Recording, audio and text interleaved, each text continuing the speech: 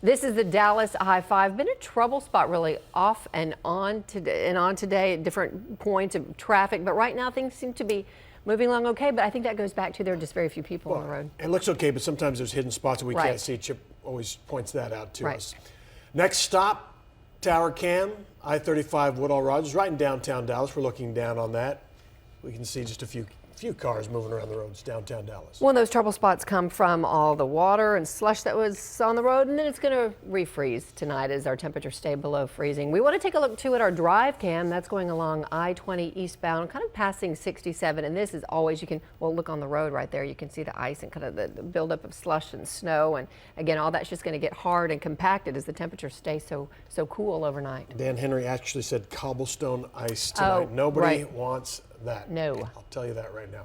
All right, let's transition and bring in, while we look at the Mixmaster in Fort Worth, let's talk with Natalie Galindo, TxDOT spokesperson tonight, who can get us caught up on what TxDOT crews are doing and where they're focusing their efforts. All right, Natalie, is there one trouble spot you're worried about, or just getting prepared for this freezing drizzle that's going to cause a real mess?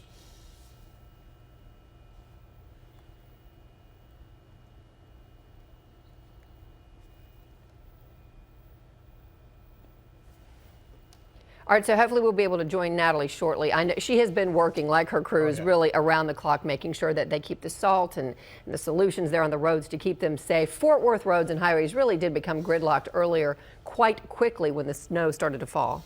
Some drivers abandoned the cars and trucks and walked. I think we saw a couple of those that you pointed out just a moment ago, including one man who was actually trying to get to the hospital. Fox 4's Phil Alvarado has that family story.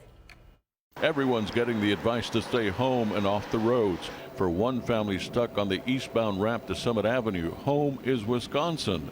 And they're within sight of the hospital where their son is having surgery. We came down, my son's got shoulder surgery here in another 2 hours. Not getting there is not an option.